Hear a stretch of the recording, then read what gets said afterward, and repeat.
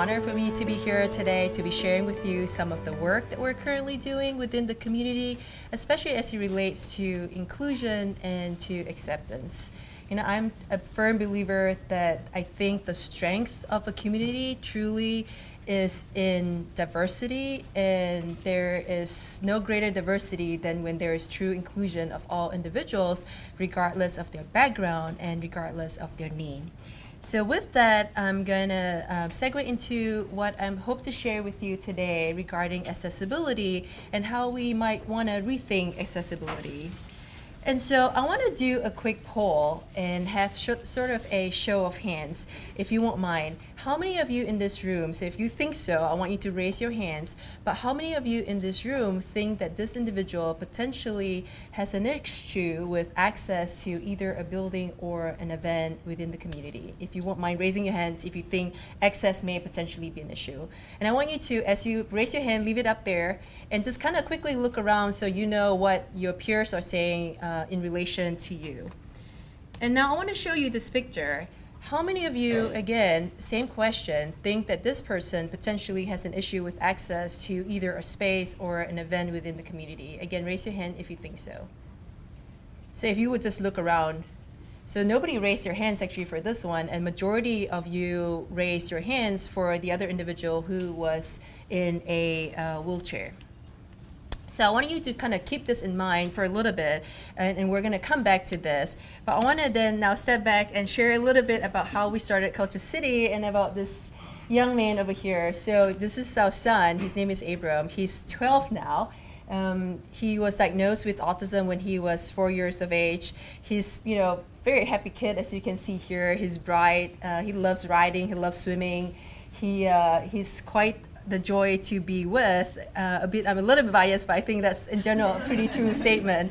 But as we journeyed with him and sort of learning sort of the differences that he has because of his autism, we realized very quickly that very trivial inputs, so for instance, bright lights or certain pitches like a crying baby or a dog, so seemingly trivial inputs would lead to a fairly exaggerated and big response for him, and this usually manifests itself in either a verbal outburst or a meltdown situation. So it became really hard for us in terms of going out to the community, whether it be going to the zoo, attending an event, going to a sporting event, or even just eating out.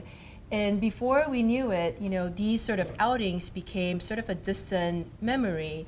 And we didn't realize it, but on hindsight, realized very quickly that we were in social isolation. And as we journeyed with him, we started encountering a lot of other individuals and families. And what really struck us was that regardless of their challenges, it doesn't matter if they had autism or they had other medical diagnoses or other challenges. Functionally, the challenge and the barrier for these individuals and families in terms of having access to the community and being part of the community was very similar. All of them had the commonality of social isolation and having that same barrier that we did as a family. And so because of that, we were really forced to sort of reconsider and re-examine even our own biases and our thoughts of what does it mean to have access? What does it mean to be able to be plugged into the community at all times? And what does it mean for these individuals and the families? And so, this is something that we see all the time, right? We see this sign is fairly ubiquitous. It is in parks, in schools, in public spaces at UAB. I mean, you walk out, you see this. And this is a sign that when you see it, it immediately tells you that this space or this particular venue is accessible to someone with a physical disability, and in this case, someone who is in a wheelchair. So among a lot of things, the ADA, or Americans with Disability Act, has very specific requirements and guidelines that is enforceable, where certain modifications or certain dimensions has to be built into the building, whether it be in the form of a ramp for access to the building, or it could be that the sitting dimension has to be a particular dimension, or the commode has to be in a certain way so that these individuals will be able to have access to that space.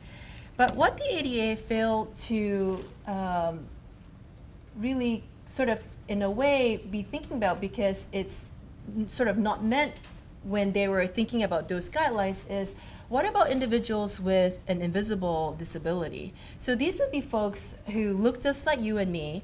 We have no apparent form of physical disability, but potentially they have an invisible disability that may actually be a unique barrier to them in terms of being part of the community. And we're going to go a little bit into this over the hour, and I hope to impress upon you that there truly is a need for these individuals, especially as in regards to accessibility. And so this is something that is very well known, right? There are 7 senses that we have. They are our external senses and they are our internal senses. So your internal senses would be, for instance, your proprioception and your vestibular. So this is the part of your bodily system that allows you to know where you are in terms of space, what your balance and motion is, and this is sort of what the information that your brain takes and registers. So for instance, with proprioception, sort of body positioning, I know where I am in space because my proprioceptive input happens to be intact. So I know I'm standing here, I know you guys are in front of me, the backboard is behind me, the walls are on the side of me. Someone who has an issue with this sort of input potentially describes it as sort of a feeling of floating in space. And so you might imagine how dysregulating that can be if you're in space, but you don't really know where you are. And that's why, for instance, in some kids with autism or that struggles with this, you might find that they like to go to the corner. So that's where they'll head to because they want to put their body against the wall so they know exactly where they are in space. So they learn to sort of, those who can accommodate learn to how to sort of adapt so that they can be functional and it become less of a barrier. But if not, then potentially it becomes a very difficult problem. In terms of hearing, obviously, is what you hear, you know, how loud a sound is, how you can regulate it, tolerate it. Taste is what you taste, your smell, what you smell. And then sights, what you see, you know, lights that are too bright, could be dysregulating, and then obviously touch. So these are all our different senses that works together for us. And this lady here is actually quite an amazing lady. She is Dr. Ayers, who is one of the leading pioneers in this field. She's actually an occupational therapist. And in the 1950s, she started realizing that a lot of difficulties that students are having in terms of their learning wasn't necessarily related to sort of their cognition, but it's more related to their inability to regulate their senses. And so she was coming up with sensory integration techniques and figuring out a way of how to help these kids learn. So it's a field that's, you know, been a couple of decades, but you know, as we move forward and fast forward to today, there's still a lot that's unknown about this field. There's a lot of studies that's ongoing.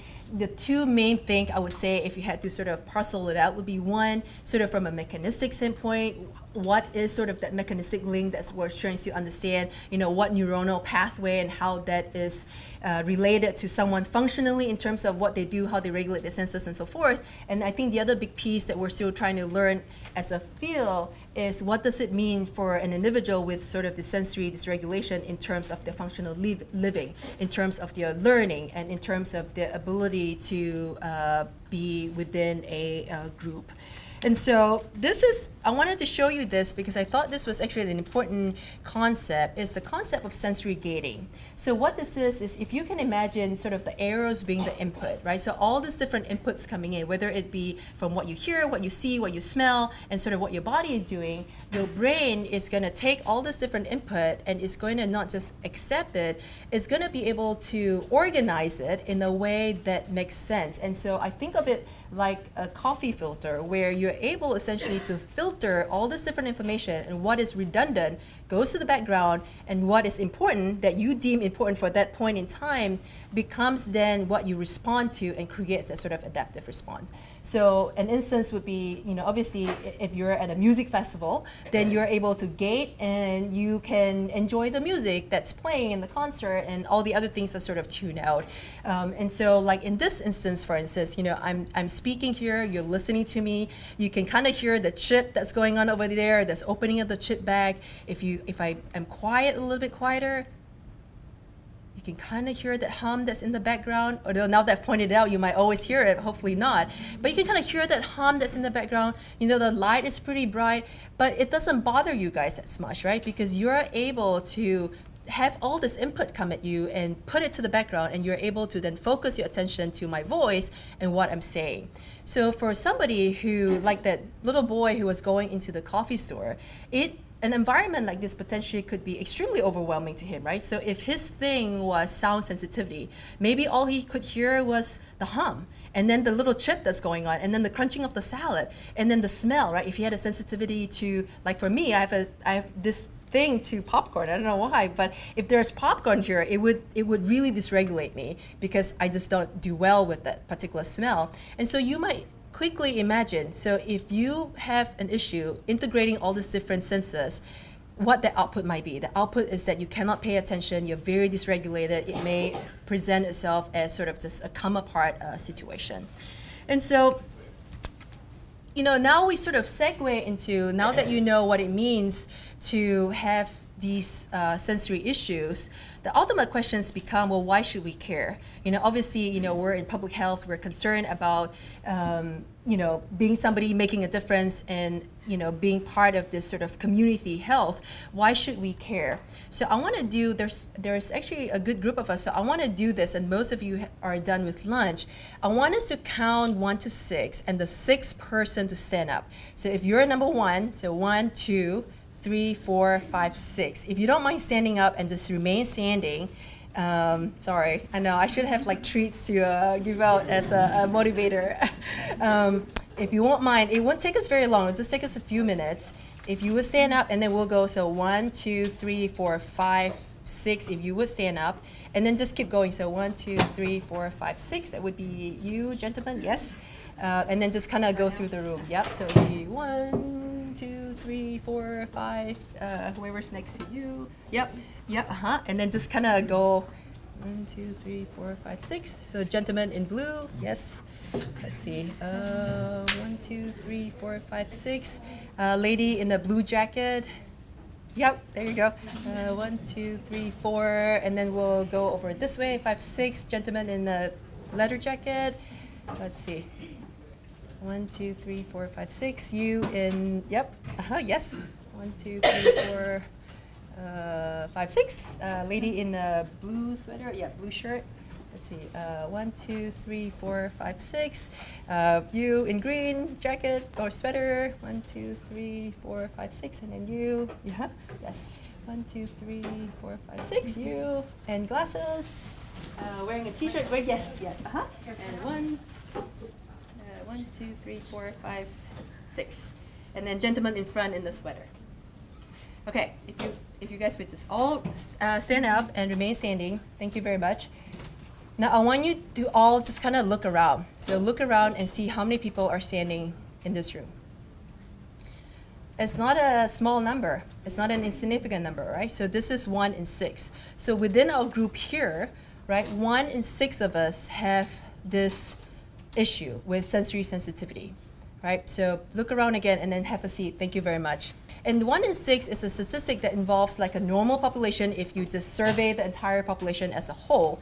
Now, if you look at specific groups of people, so for instance, if you have autism spectrum disorder, if you're autistic, if you have ADHD, if you have Down syndrome, if you have fetal alcohol syndrome, if you have a history of prematurity, if you have PTSD, so if you're veterans and you have a PTSD, if you're a dementia, if you have a stroke, I mean, the list literally goes on fairly extensively. And so in these particular group of people, the incidence or the number can be as high as 80%, even 90%, sometimes 100%, depending on the group that you are looking at.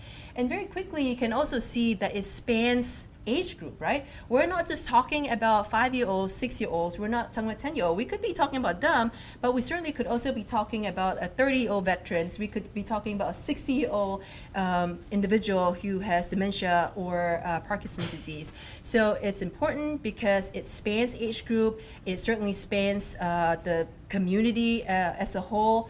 And this is definitely something that we should be focusing on, which is why we are focusing on it as well, and really taken a stance in this matter. And so, because it is important and because people are starting to realize that it is common, it is important, there are a lot of things that are happening within our community. So you might see, this is just an example that I grabbed offline, but there are numerous of these sort of events that's sort of ongoing within any one community. So this is a sensory-friendly event. So what do you mean when you say sensory-friendly? So if you look at the poster, this particular poster, you can get a sense of what it means, right? So it's a specific event. So in this particular example is Sky Zone. So Sky Zone is saying, hey, we're gonna have a sensory-friendly day. So it's a specific day because it's January 31st, and there are specific times. So if you're 16 and older, come 1:30 to 2:30. If you're 15 and younger, please come at 3 to 4. And the space is limited, obviously, and it's targeted to a certain group of people, right? So in this particular case, it's targeted for individuals with autism, sensory processing disorder, or special needs. So, how do you make an event sensory friendly? How does Sky Zone make one sensory friendly? So usually they can do certain provisions. For instance, they may say, okay, loud noises are bad, we know that, so they're, for this particular time, this particular day, they're gonna turn down make sure the noise is not so much, they limit the number of people that's there, so it's not gonna be so crowded, not gonna be so noisy, they might turn the lights down, and they might have special volunteers or people who are there who are specially trained, so they know how to meet your needs should you have a need. So, while this is obviously very good, it's better than nothing, what we're starting to realize is that it is good, but it's not enough. Because think of it this way. Let me pose it to you in a different way. So even if you had one of these events per week, or 2 or 3 or 4 or 5 or 6, even if you have 50 in a year, if you consider your life in a year or someone's lifespan, it is still a really minuscule part of their life, right? You're still saying, hey, I know you love Sky Zone, but can't come today. You gotta come January 31st. Oh, that event's over. Sorry, wait. 4 weeks from now, we'll have another event, and that's the only time when you can come. So while it's good, what we realize that this is not enough, and is there something else that we can do in order to allow for constant access and to have true inclusion. And so this is when sort of the idea and the conception for the Sensory Inclusive Initiative came along. Now, what do you mean when you say sensory inclusion? What does inclusion mean? In this regard, what we're saying is that it's all individual. It doesn't matter what age you are. It doesn't matter what diagnosis you carry. It doesn't matter what your needs are. As long as the commonality is that you have this sort of sensory need, you are included in this, right? And it's all the time. We're not only saying, hey, come on this day. It's whatever day that you come. If you come, we will be able to meet your needs. How do we do that? It sure seems like a big challenge, right? An important barrier and a big challenge, but how do we do that? So we do that via the sensory inclusive training and program initiative that we have developed, actually piloted here in Birmingham, in the Birmingham Zoo, and since have gone nationally as well as in several other countries. So how do you become sensory inclusive? What does it mean to be a sensory inclusive venue? So for instance, in Birmingham, we are at UABSOPH, Birmingham Zoo, as I alluded to before, the McQueen Science Center, there are a couple libraries, the Botanical Garden is, as well as, and we have a sensory room in the Birmingham Airport. So how do you become an inclusive venue or event space all the time? The biggest thing is going to be training. Training and education is going to be the foundation of success for the venue or event. So what we do is we say, as long as you have an encounter with the guests, it doesn't matter if you're security, you're frontline, you're ticketing, or whatever, or volunteer, as long as there's a chance for you to have an encounter with the guests, you have to go through the training. And what is the training and what does the training look like? As you know, a lot of times there is no it's because of a deficit in knowledge that there's no action, right? Or another way to put it is there's no empathy because there's no knowledge. You didn't know any better. Like looking at that boy, you didn't know any better that he had all these different things going on within him. All you saw was him walking in and him having his meltdown. So that's a big key to sort of being an inclusive venue, is the training piece. So any front guest, like I said, has an encounter will get trained, and the training entails knowing what sensory sensitivity look like, what are the different senses, what does it mean when somebody has a meltdown, how to take the concept of being proactive versus reactive. So we teach a lot of those things to these individuals. How do you try to mitigate the problem before it happens, understanding that it's so much easier to prevent than it is to de-escalate. Anybody with a little kid will know this, or if you have cousins or anybody, once a kid is like upset, it's really hard to de-escalate. It's easier if you could prevent it than to de-escalate it. So we teach a lot of these techniques. We teach communication skills. We teach the language to use. There's a lot of emphasis on first-person language versus the alternative. And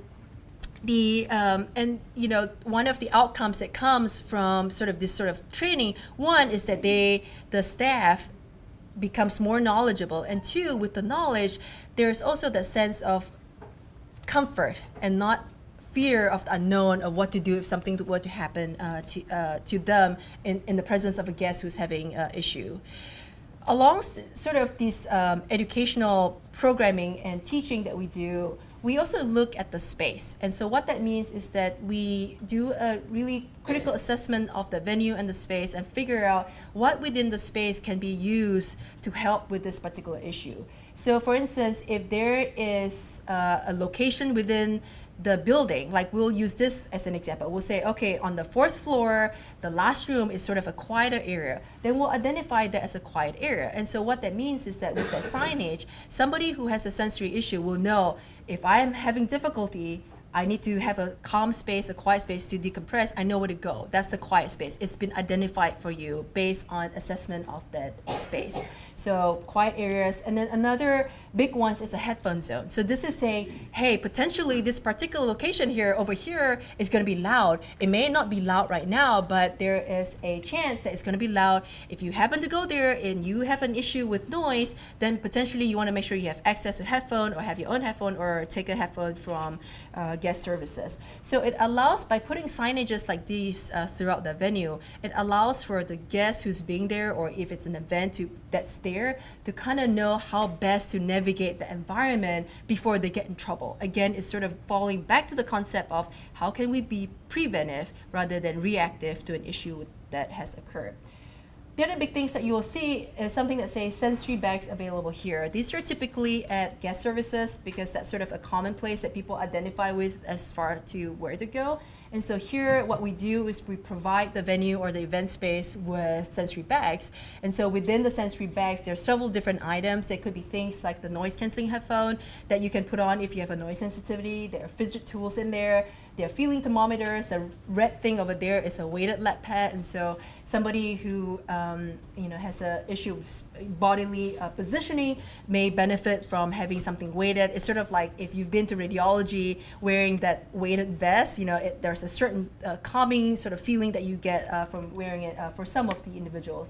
And then the KCVIP lanyard is one that they wear, and this is a mechanism that we sort of put in place so that anybody who sees the person wearing the KCVIP lanyard will identify them as, potentially he has a need, potentially I might have to do, other things. I should watch out about, how I can help this individual. And, with doing trainings like this and sort of provisions with these toolkits, what it does help is helps you understand when someone is doing something that previously you may not understand. An example that recently just happened was when, before an event, a lot of times we sing the national anthem, right? And so everybody's standing up, you're being very respectful, you're singing, and then there's an individual who was not standing up, who was very fidgety and doing all sort of things, and he was getting a lot of just stares, and because we're like, well, why are you being so disrespectful? Why are you doing that? Why are you not standing up? Why are you still sitting down there? But what they don't realize is that it's not so much that he doesn't want to, it's that he is not able to, and he's struggling with all this sort of different input that's coming at him. So if we recognize that, we can help it become a more successful experience, one, because the people around him knows it, and then two, for him, we potentially could have provided him with different tools and stuff that will help him tolerate that situation a little bit better. The other thing that we do for these different venues is we create social stories. So this is an example of one that was at SOS last year.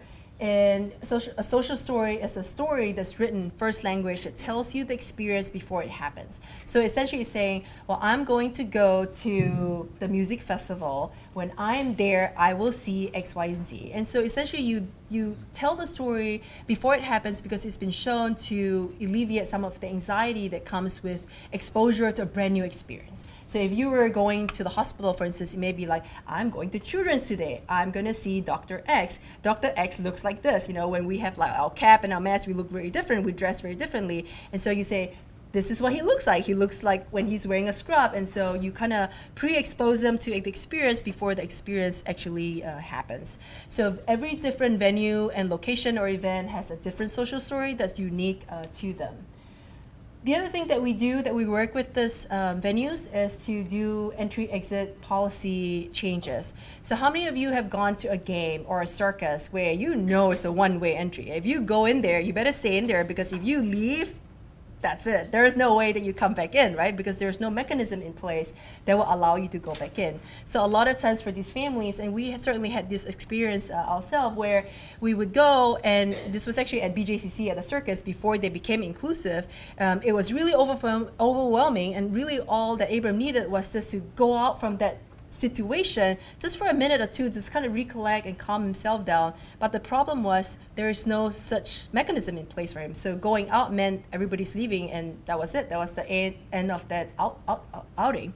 And so we work with venues so that there is entry-exit policy that allows for a re-entry for these individuals, understanding that they just need sort of that little bit of time to go out, come, and then come back in. Some of our venues, so not all of them, so this varies depending on the place, will have a sensory room. So this is an example of one. This is at Quicken Loans Arena. It's actually one of our very first sensory room. And again, the concept and the idea behind it is the same. It's essentially a calm space, a quiet space that allows for the individual to go in there, decompress, calm down, and then once they're regulated and they're okay, they can leave the space and go back out to either the game or the festivity or whatever it is. And so, this is a picture of the map. Part of it is cut off. I apologize for that, but it essentially shows you where KultureCity is. So we started in Birmingham, and we're now across the nation. We're also in Australia and in Canada. And the one thing that we do have that has been really helpful too is the Sensory Inclusive app that sort of integrates a lot of these things. So if you go on the app, or for a guest to go on the app, they can actually say, okay, I'm in Ohio. What in Ohio is sensory inclusive? And they can search it, and it populates the screen with all the different locations. And let's say the person clicks on, hey, I want to go to Quicken Loans Arena. Then they can actually see what services is available at Quicken Loans Arena. They actually can click on social story that is a specific social story for Quicken Loans Arena. They can click video guides and maps and a lot of just different things that's sort of built into the app. In addition to location, sometimes we also do sort of off-event things. And so, for instance, this was with Sloss Fest. Obviously, Sloss Fest as a music festival, unfortunately, won't be here anymore this year, but it was one where it's not necessarily a physical space per se. It was something that, is there for that weekend and then it goes away. And so what we did, same thing, we trained the security, we trained the front staff, we trained the volunteers. And so for the duration of that event, anybody with a need can come and they can experience the music festival. We created a temporary sensory room, and this was in one of the buildings that was in the compound that we made into a temporary sensory room that then can be removed once the event is over. Same thing for Birmingham Airport. So this was this year. We're super proud of this. The sensory room is actually located as you walk towards Concourse D, I believe, or maybe A. It's towards Delta. I think it's A. It's right next to Chick-fil-A. But again, it's a room. It's actually the world's first inclusive sensory room for all individuals. Most of the other rooms are, one, in the international terminal, and two, is usually specific for, like, if you have autism, you have to tell them they're going to use it, they have to unlock it, you have to go in, and I mean there's a whole mechanism behind it. And you might imagine if you're having issue, by the time all that is taken care of, the issue's done, you're over it. And so we're super proud of this. It's there. Certainly if you go to the airport, check it out as you go with your traveling. This is another one that we did recently this year. So this is NFL Pro Bowl. Again, this is similar to Sloss Fest, where we did it for the weekend. So if you look across the map, we are primary partners with pretty much all the major major sporting venues.